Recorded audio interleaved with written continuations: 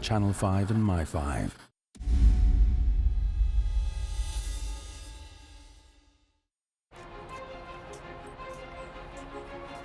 In less than a month, 99-year-old Captain Tom Moore had gone from retired concrete salesman to global sensation as part of his NHS fundraising extravaganza.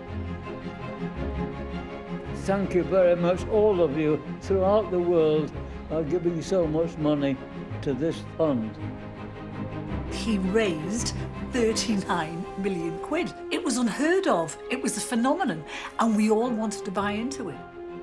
A few weeks after Captain Tom became a megastar, he turned 100, and the country lost its mind.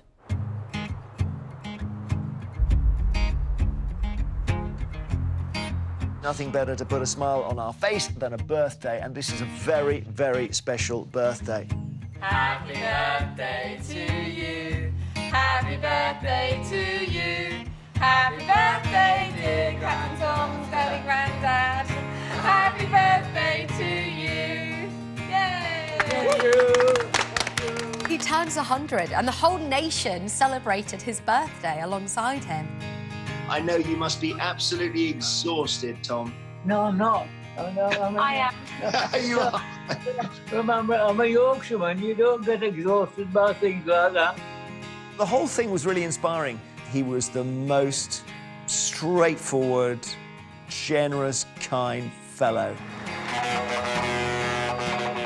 He's broken so many records over the last few weeks, but this has surely got to be another one. 140,000 birthday cards, and that doesn't include the many, many sackfuls that arrived today. Celebrations included a birthday card from the Queen Yes, it's signed Elizabeth. This won't get thrown away. and an RAF flypast. Captain Tom was even made an honorary colonel, 75 years on from World War II. To get these, really, that's the icing on the cake. It truly is. The Captain Tom mania got bigger and bigger and bigger. And when you thought it couldn't get any bigger, it got bigger.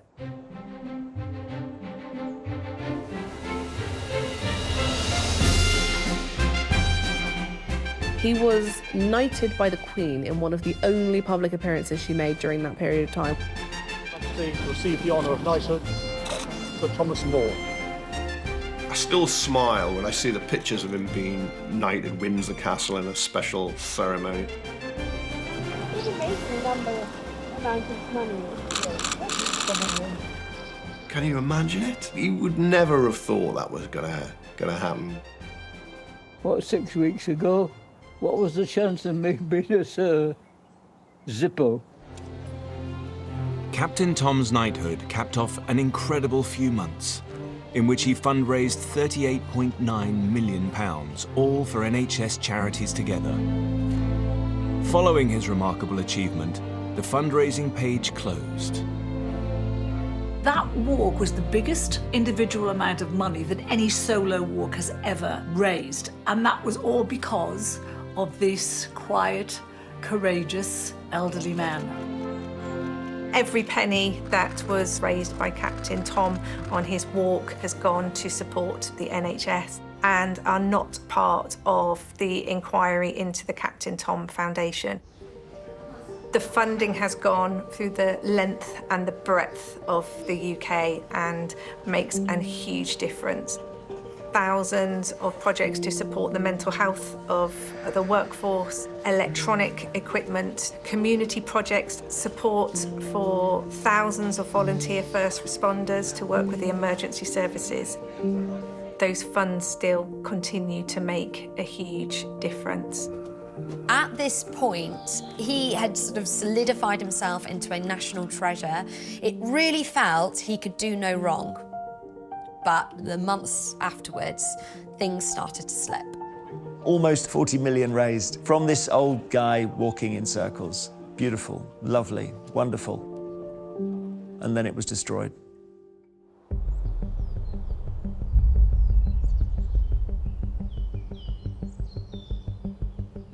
Hannah and Colin decided to set up a separate charity foundation, the Captain Tom Foundation. He raised a huge amount of money for the NHS, and that was specifically in line with his walk. But they wanted something that would actually have a greater outreach and to help charities and causes that were really close to Captain Tom's heart. The newly founded Captain Tom Foundation granted £160,000 to charities in its first year. I interviewed Captain Tom's daughter, Hannah, around the launch of the Captain Tom Foundation. You'd had the money that was raised separately for the NHS charities together. That had sort of been and gone. And then it was the decision, what happens next? The setting up of the Captain Tom Foundation was about creating a legacy. In July 2020, lockdown rules in England relaxed. As infection rates fell, there was a strong hope that the coronavirus pandemic was nearing its end. But Captain Tom's star power was only on the rise. By the summer of 2020, Captain Tom was a full-blown celebrity, and he was doing the kind of grueling press tour that you'd expect a Disney star to be doing. No one could get enough of him. I don't suppose any part of his life compared to the last year of it. Yes, the family wanted a legacy, but it became much more than that. There was the Captain Tom gin. What next? T-shirts and underpants? Are they cementing their legacy, or are they profiteering from it? That's the question people are asking. His family were the brains behind a lot of this, and people sort of use that against them and say you were out to sort of get money for yourself. But that same sort of mindset was the thing that helped him raise as much money as he did. Quite soon after that was when I think eyebrows started to be slightly raised. So Captain Tom releases his autobiography.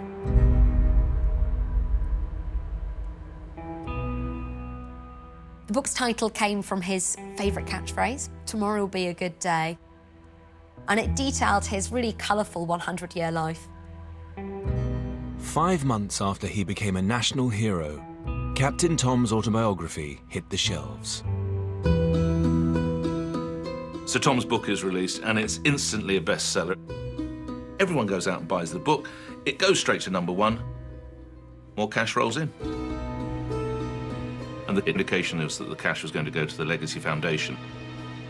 It didn't. When people bought it, they thought that they were supporting a good cause. Turns out they were not. Liz Brownsall is a lawyer who sits on the executive committee of the Charity Law Association. Captain Sir Tom Moore will always be somebody who is very much loved and is seen as the nation's grandfather. But it's really sad that the brand itself has been damaged. So when you look on the foundation website, it says his autobiography and a children's book will support his newly formed charity, the Captain Tom Foundation.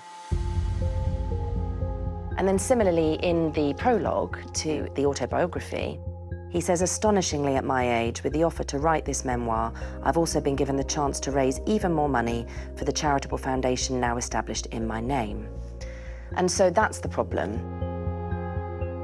There's no two ways about it. If you were sat there reading that line in the prologue, there's one conclusion you'd come to, and that is this book, the money raised by it, is going to go to charity. Let me ask you straight off the bat. In an explosive interview with Piers Morgan for Talk TV, the Ingram Moores revealed that the money made from Captain Tom's autobiography and 2 more books that were released in 2021 had not gone to the Captain Tom Foundation.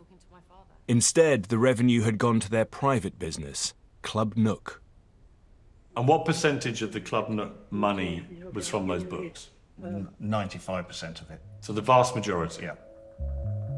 You can see in the 2022 accounts that around £800,000 of turnover came in that year, and the profits are just shy of £500,000. All of the money, all of the proceeds from the sale of those books went to Club Nook, which was privately owned by the family. Club Nook registered the trademarks Captain Tom and various variations of that name. It's really very common for this to take place. You do not need, just because you set up a charity, to give everything you own to that charity. Just because the charity happened to be called Captain Tom Foundation doesn't mean that his assets are all suddenly owned by the charity. And I think, you know, one of the things we've thought about quite a lot is probably in hindsight calling the foundation Captain Tom Foundation and allowing his name to be used in that, especially as a live-in person, was the wrong thing to do. I think there is a really interesting question about whether it was appropriate to start to commercialise that brand privately at the same time as promote a foundation in his name. Perhaps it would have been better to choose one or the other. This is all about perception. The perception is that the book money went to charity. It didn't, it went to the family. And the family have got to just say, we're really sorry, this shouldn't have happened this way. I think that's the biggest mistake. That's 800,000. That's a heck of a lot of money. What will you say to people who'll say you shouldn't have kept that money? In a staunch and emotional defence, Hannah explained to Piers Morgan that her father had wanted the proceeds from his books to go to their family. But they were my father's books. He wrote them, and he decided what to do with the income from them. It was his wishes, not ours. He made the decision about the things that he did. We didn't act for him. The defence from Hannah is that Captain Tom specifically wanted them to have this money. If he was sitting here today, he'd say, yes, Piers, that's exactly what we talked about. We're not making up what he wanted. They didn't write the book. They didn't live the life that the book is based on. It's not what people want to hand over their money for. Despite Captain Tom's remarkable fundraising, suspicions about the Ingram Moore's motivations had increased throughout the year. Journalist Lebierre spent time with Hannah Ingram Moore. She was very open, she was very friendly. There was no sense of her hiding anything. The only thing that she wouldn't tell me was their Christmas plans.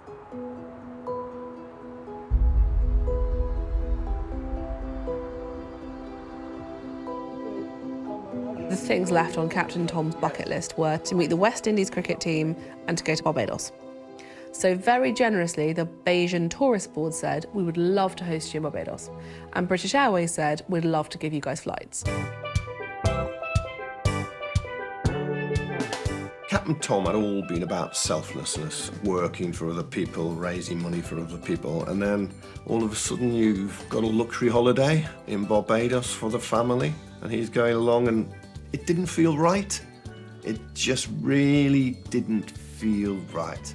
I felt desperately, desperately sad for the family because I thought it was obvious that they were going to get so much criticism for it. Whilst Captain Tom and his family holidayed in the Caribbean,